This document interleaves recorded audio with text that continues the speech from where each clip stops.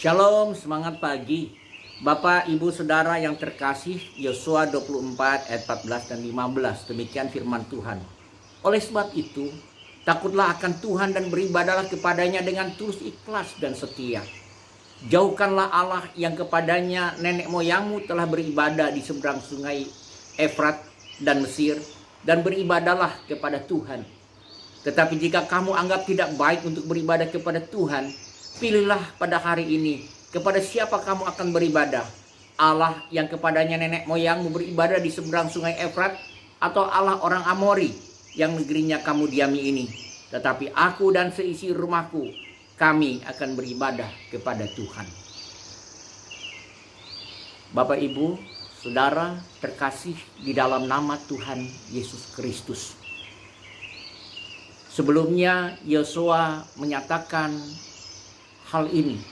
Ia memperinci apa yang telah diperbuat Tuhan bagi mereka.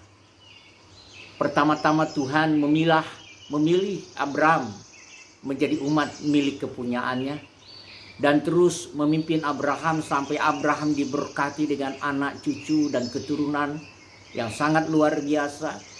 Terbentuklah pada akhirnya Ishak, memiliki anak Esau, Yakub, dan Yakub memiliki banyak anak-anak dan banyak keturunan, dan sampai pada akhirnya mereka dalam bahaya kelaparan. Mereka tinggal di Mesir, mereka beranak pinak di sana menjadi satu bangsa yang besar. Tetapi bangsa Mesir tidak suka akan bangsa Israel yang berkembang secara luar biasa di negerinya. Dan pada akhirnya dengan perjuangan yang sangat luar biasa, Tuhan menuntun mereka keluar dari negeri perbudakan di tanah Mesir, supaya mereka memiliki negeri yang baru yang Tuhan sudah janjikan di tanah perjanjian, yaitu Kanaan. Nah, saudara, dalam perjalanan yang sangat luar biasa, bangsa Israel yang dituntun keluar dari perbudakan itu, mereka ada yang bersungut-sungut, dan sampai pada akhirnya juga ada yang menyembah kepada patung. Namun Tuhan menolong mereka, meluruskan kembali keyakinan mereka, dan mereka yang mendapat hukuman itu dan mereka yang tahu akan hukuman itu pada akhirnya berbalik kembali kepada Tuhan. Dan sampai pada akhirnya ketika tongkat estafet Musa diserahkan kepada Yosua untuk masuk ke tanah perjanjian, mereka berhasil mengalahkan banyak bangsa yang ada di tanah perjanjian tersebut. Orang-orang yang dikalahkan tercatat di sini semua bukan orang-orang yang biasa.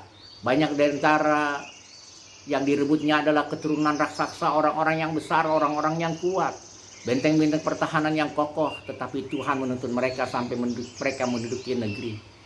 Dalam satu hal yang paling luar biasa juga, Yosua mengingatkan apa yang sudah Tuhan perbuat ke dalam kehidupan mereka. Maka dari itu Yosua berkata kepada bangsa itu, di sini juga ada Allah orang Amori. Silakan kamu memilih, apakah kamu akan menyembah Allah orang Amori, atau kamu menyembah kepada Tuhan yang sudah memimpin engkau keluar dari perbudakan di Mesir. Dan sampai kita bisa merebut setiap kota yang ada di tempat ini. Tetapi kata Yosua, aku dan seisi rumahku akan menyembah kepada Tuhan yang disembah oleh Abraham, yang sudah Tuhan pilih di tengah-tengah keluarga Terah. Saudara, ini adalah komitmen yang penting yang perlu kita ketahui bersama. Apakah kita juga punya komitmen sama seperti Yosua?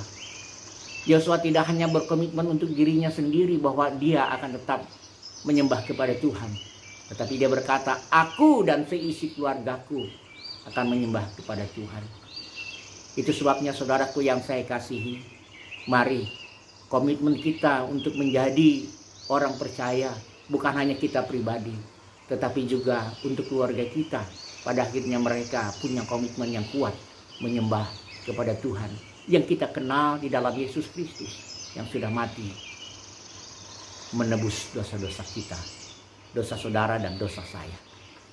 Berkurban menjadi kurban yang sempurna, kurban yang tanpa cacat, yang sungguh menyenangkan hati Tuhan. Saudaraku yang saya kasihi, pelajaran menarik.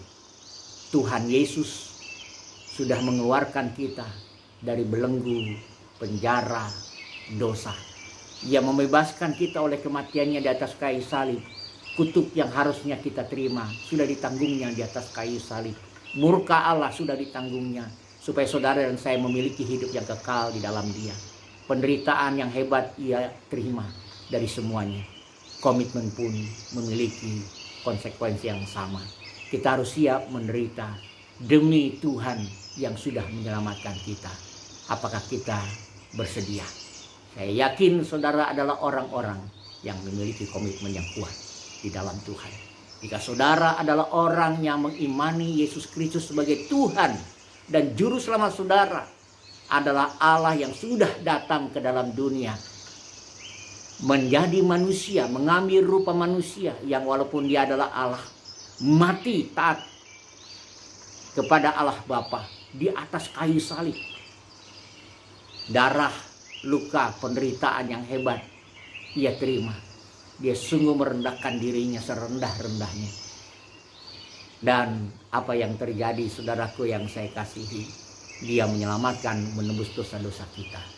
Dan pada akhirnya semua orang bertekuk lutut menyembah Dia bahwa Yesus Kristus adalah Tuhan. Sungguhkah itu adalah komitmen kita? Kita berkata, Yesus Kristus adalah Tuhan dan Juru Selamat saya secara pribadi. Semangat pagi Bapak Ibu Saudaraku yang saya kasihi. Janji jiwa kita punya komitmen untuk tetap tidak berubah, mengimani Yesus Kristus sebagai Tuhan yang berkuasa atas hidup kita. Amin. Tuhan Yesus menyertai.